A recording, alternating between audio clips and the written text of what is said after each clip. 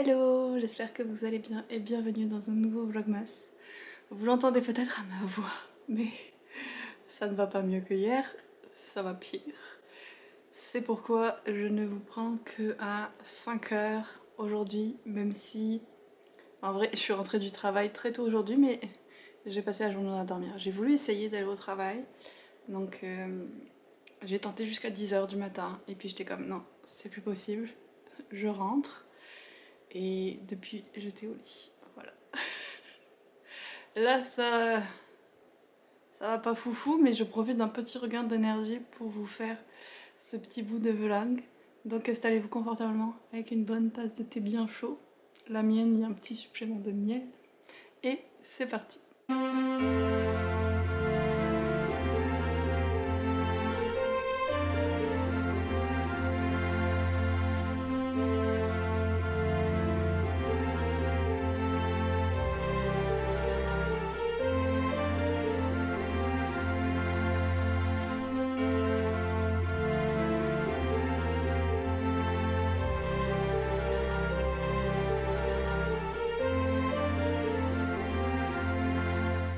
On va commencer avec les calendriers.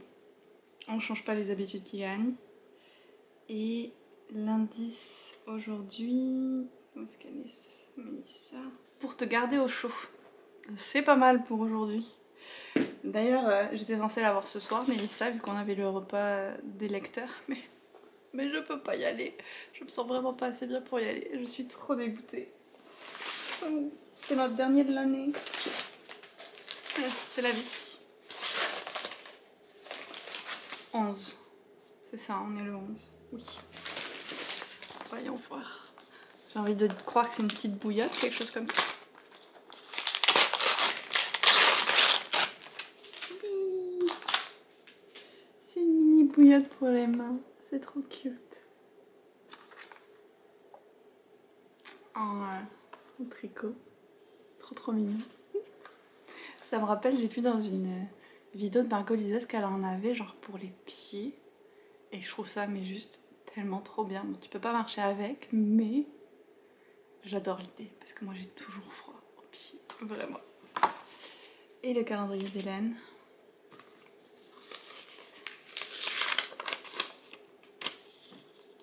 Hop. Oh, petite illustration trop mignonne.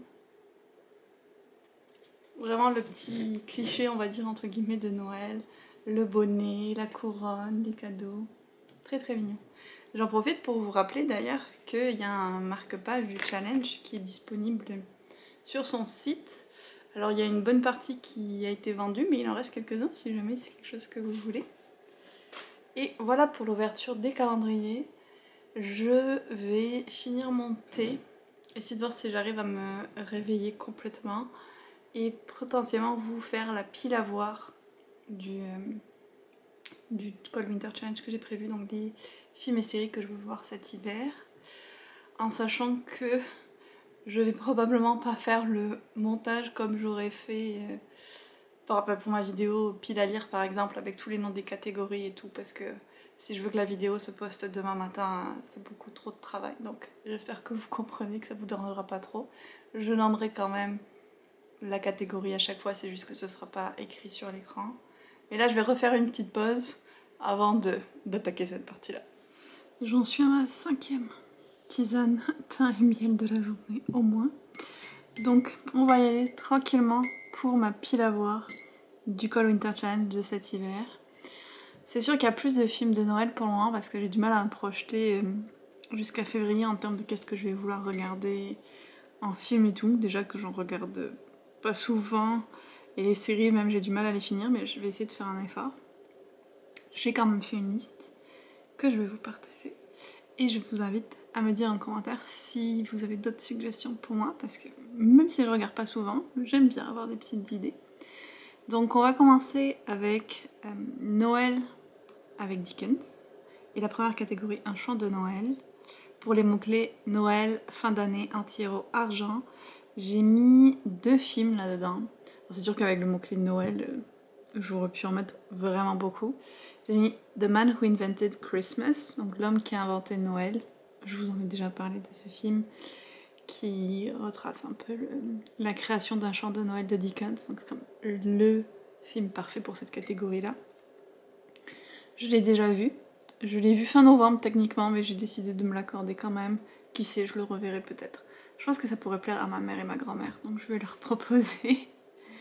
Même si je pense que ma mère l'a déjà vu aussi, parce qu'on s'échange souvent des recommandations de films.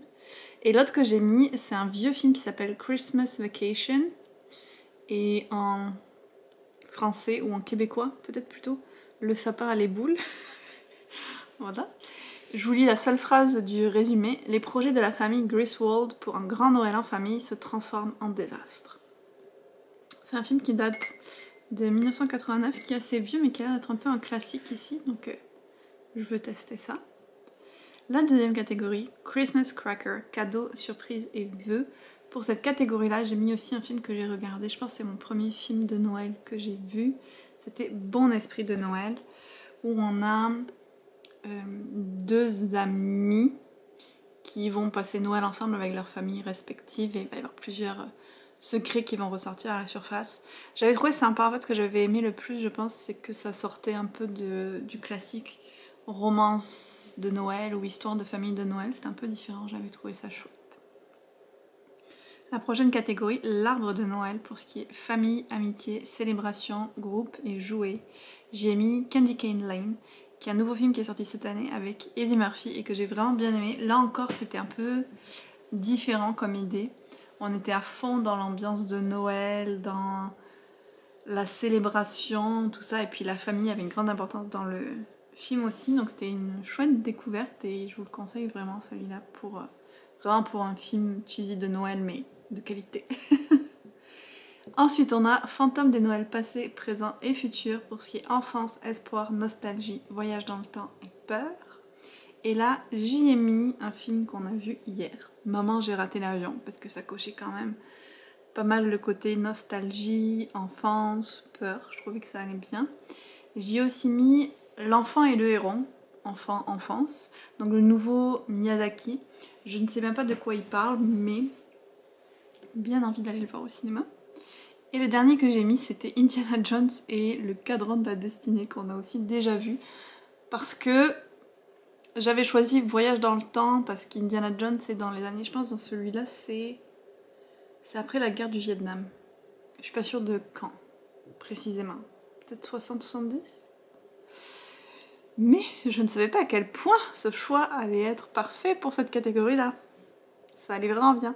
Et comme je le disais, je pense dans un vlog précédent, je l'ai préféré au Royaume des crânes de cristal, cristaux, I don't know. Je pensais pas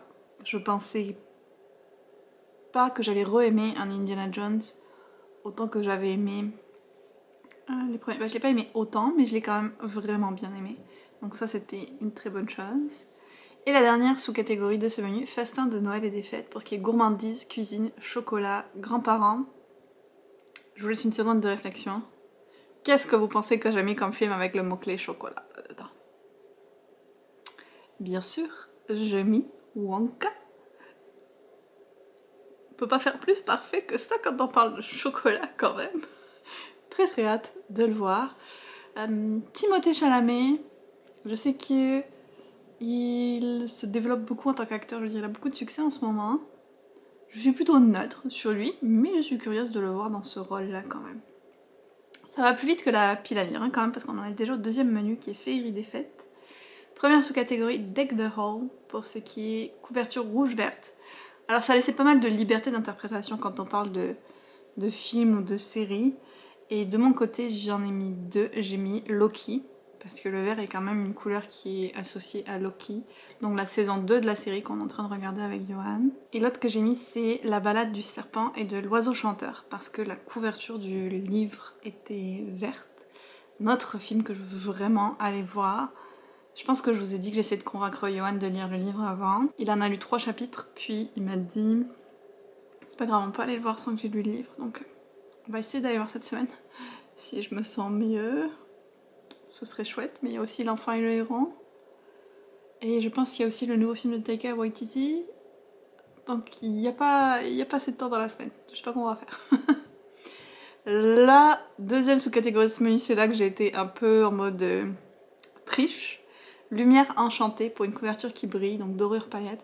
Là aussi, on peut l'interpréter de différentes façons pour une pile à voir. Et j'ai choisi d'y mettre Anne with an E, parce que sur l'image de présentation de la série, t'as comme le soleil qui est derrière elle, donc ça brille le soleil. Voilà, un peu capillotracté encore une fois, mais ça passe. Troisième sous-catégorie, s'embrasser sous le gui pour une romance entre parenthèses de Noël. Alors, on s'entend que les romances de Noël, ce n'est pas ce qui manque en termes de films Hallmark. Je vois que j'ai mis un film qui s'appelle Christmas Ever After, mais je sais plus ce que c'est. Sparks fly during Christmas time when a romance novelist meets a handsome man who looks like the leading character in her books. Ah oui, ça. Donc une autrice de romance qui rencontre un gars qui pourrait être sorti tout droit de ses livres. Ça m'avait l'air vraiment cool. Et là, je suis en train de voir, je l'avais pas remarqué, mais le personnage principal est sur une chaise roulante. Donc peut-être une représentation un peu plus de diversité. Ça pourrait être intéressant. Le film date de 2020. Je vais aussi y ajouter un film que j'ai vu passer dans les propositions là, sur la télé, Christmas in Handcuffs. Je suis pas sûre de quoi il parle, mais le titre m'intriguait pas mal et je me dis bon, ça a l'air d'être une romance aussi. Et puis la dernière, c'est pas une romance de Noël, c'est juste une romance de course, mais c'est un film que je veux voir depuis longtemps. J'ai raté sa sortie au cinéma, je sais pas pourquoi. C'est 3000 ans à t'attendre avec Tilda Swinton et Idris Elba. Me tente vraiment beaucoup. La prochaine sous-catégorie, et la dernière de ce menu en fait, Au coin du feu, pour ce qui est livre cocooning qui réchauffe le cœur, le corps, l'âme, tout ça. J'ai mis un choix qui est très personnel, mais en même temps c'est une catégorie qui l'est, parce que la définition de cocooning va varier selon les gens. Et c'est le Doctor Who spécial de Noël, The Church on Ruby Road.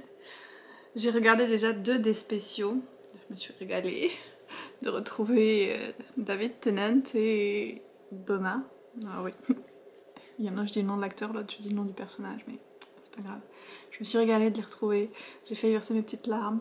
Le deuxième épisode faisait très peur d'ailleurs, j'ai trouvé. Il y en a un troisième qui est sorti et je pense qu'il va aussi y avoir donc ce Christmas Special là. Et pour moi, c'est très cocooning Doctor Who. Et j'ai aussi mis Paddington, que je voudrais voir depuis un bon moment. Et j'en ai entendu beaucoup de bien, donc voilà. Si je peux le voir cet hiver, ce serait très chouette aussi. J'ai des frissons. Oh, attendez. Grand-mère Élise. C'est désagréable d'être malade, hein? Prendre une petite gorgée de thé.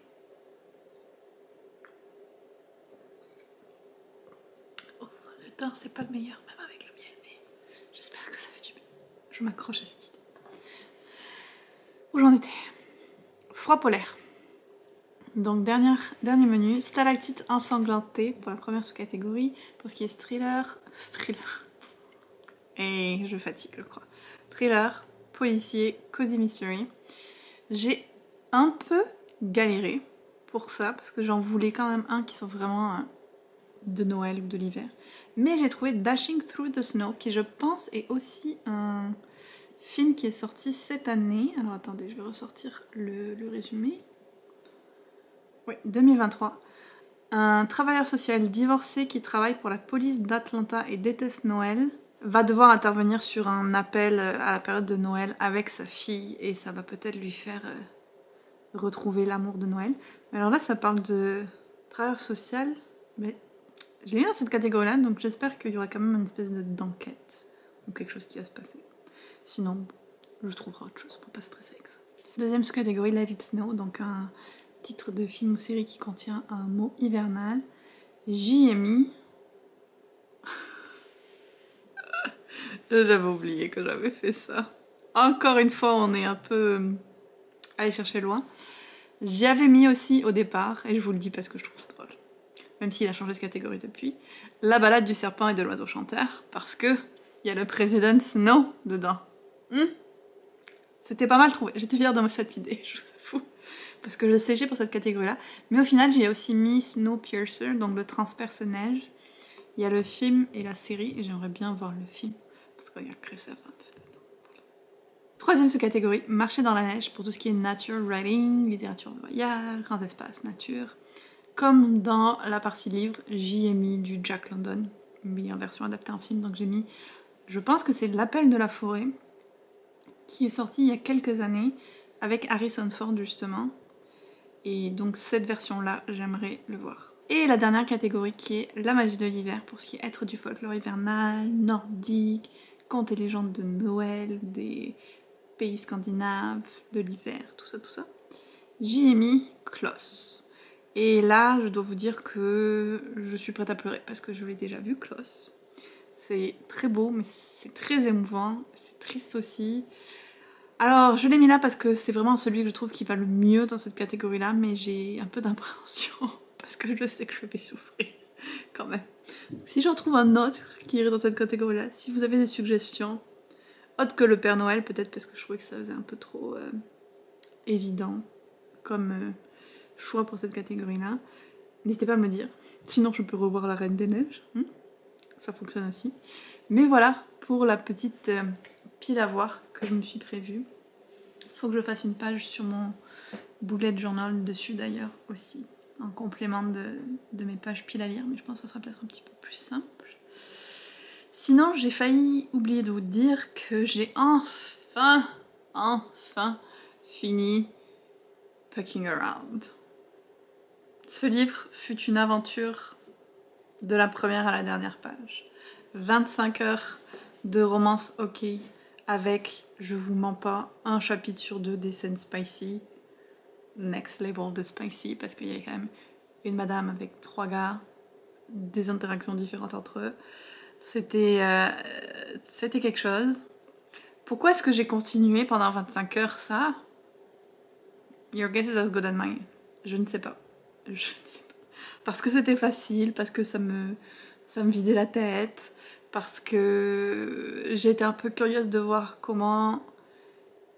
c'est quoi son nom encore? Il Murray, le troisième gars, allait trouver sa place dans la relation poly qui existait déjà. Parce que je trouvais ça intéressant d'avoir une représentation de relation poly et pas harem inversé aussi. Il y avait certains sujets quand même intéressants. Je me suis prise d'intérêt pour le hockey, ce qui est la plus grosse surprise pour moi, je vais pas vous mentir. Ça m'a donné le goût d'aller voir un match. Il y a plein de choses qui m'ont dérangée aussi, genre des facilités scénaristiques, des choix pour les scènes spicy, des kinks que je suis pas très fan, dont je vous ai déjà parlé. Disons que la relation patient-docteur n'est pas trop respectée quand elle commence sa relation avec Il Murray parce qu'elle est toujours son docteur. L'autre au moins elle a fait un petit papier pour dire qu'elle serait plus son docteur. Ça c'était comme un peu... Mais c'est adressé dans le livre, mais quand même. Donc, quelle note je pourrais donner à ce livre? Je vous dirais peut-être 3. 3. Allez, on va y aller avec ça. C'était juste vraiment trop en fait pour moi. Les scènes spicy c'était juste trop irréaliste. Déjà que je dis ça pour les scènes de Ali Aziaboud où il y a genre un gars et une fille. C'est assez basique. Là c'était... Faut le lire pour comprendre peut-être. J'ai pas envie de mettre trop de... interdire moins de 18 ans dans ce blog là. Mais... En fait je pense que c'est pour ça que je préfère lire des romans souvent... avec des monstres, avec des aliens, parce qu'au moins si c'est complètement irréaliste, il y a une raison pour laquelle c'est irréaliste. C'est comme ça n'existe pas des êtres comme ça dans la vraie vie. Tandis que là, c'est que entre des êtres humains qui sont censés exister. Et il y avait des trucs, je vous jure, j'étais comme... Ça peut pas marcher. Ou c'est juste tellement ridicule de clichés et can't. Voilà. Et puis bien sûr toujours la voix du narrateur masculin quand il faisait Rachel, le personnage féminin, pendant ces scènes-là, je rigolais à chaque fois, je pouvais pas, c'était vraiment pas bon, je trouvais. Pour le coup, souvent les livres audio, j'aime quand il y a plusieurs narrateurs et tout, mais là, ça allait pas. Ceci étant dit, j'ai déjà Pucking Wild, qui est le numéro 2 qui m'attend. Donc Je vais continuer, voir si je préfère le deuxième tome ou si vraiment je dois arrêter avec cette autrice. Je veux quand même laisser une chance dans un autre type de livre pour voir si elle fait d'autres relations. Puis comme je vous ai dit, j'étais quand même pas mal intriguée par le personnage de Tess. Faut aussi dire que des fois j'insiste trop sur certaines choses que je devrais abandonner, c'est aussi une possibilité. Mais avant, quand même, je fais une petite coupure et j'ai commencé un livre, je pense que je vous en avais parlé dans ma vidéo, le livre que j'ai ajouté à ma palle, qui est It Happened One Christmas, qui est assez court, il fait 9 heures par rapport aux 25 heures de la romance, je vais l'avoir lu très très vite. Et là on suit une réalisatrice de films de Noël qui va aller dans une petite ville, alors j'avais pas lu ça mais en fait apparemment ça va être une petite ville du Québec où elle veut aller pour filmer son film qu'elle a écrit, donc qui est très important pour elle. Il va y avoir comme des accrochages avec le maire de cette petite ville-là. Donc la vibe small town romance à 100%. Et du coup je suis très intriguée par le fait que c'est censé se passer au Québec parce que j'entendais déjà parler de poutine, de sirop d'érable, de trucs en français. D'ailleurs il y avait des fautes. Il y a eu 2 mots en français et il y en avait un des 2 qui était mal utilisé. Ça commence bien. Donc on va voir. Je garde l'espoir parce que l'intrigue quand même, le côté réalisatrice de films de Noël, ça m'intrigue vraiment bien. Donc je vous dirai qu'est-ce que ça donne. C'est à peu près les seules lectures que j'ai faites aujourd'hui, vu que j'ai passé la grande majorité de la journée dans mon lit à dormir ou à attendre que le temps passe. J'aime avoir la force d'écouter un livre audio. Donc je vais voir si je lis un petit peu ce soir. Idéalement, j'aimerais lire, je pense, La Passe Miroir. Parce que si jamais j'arrivais à le finir avant de partir en France et à annoter celui que je veux offrir avant de partir en France, ce serait parfait. Parce que si je fais le tirage et que la personne qui le gagne habite en France, je pourrais l'envoyer directement de là-bas. Bref, tout ça c'est des réflexions qui se passent dans ma tête où j'ai tendance à oublier que le temps est une chose incompressible et que je ne peux pas tout faire rentrer dans mes journées. Il me semble que j'ai assez blablaté pour ce soir. Je vais arrêter le vlog là. J'oublie pas cette fois-ci par contre de vous dire que bien sûr il y a un concours. Je me suis rendu compte d'ailleurs que j'avais inversé le concours de hier avec le concours du 18 décembre. C'est la vie. Donc celui d'aujourd'hui ce sera pour Le Tourbillon chez Nathan qui est une romance de Noël, donc vraiment parfait pour le challenge. Si jamais vous ne savez pas quoi mettre en commentaire de ce vlog, je vous invite à laisser un emoji thermomètre. Soyons dans le thème du jour de la maladie. J'espère quand même que vous aurez passé un bon moment avec moi, même si c'était un vlog un petit peu inhabituel et que ma pile à voir vous aura peut-être inspiré. Et on se retrouve demain, je l'espère, dans de meilleures conditions.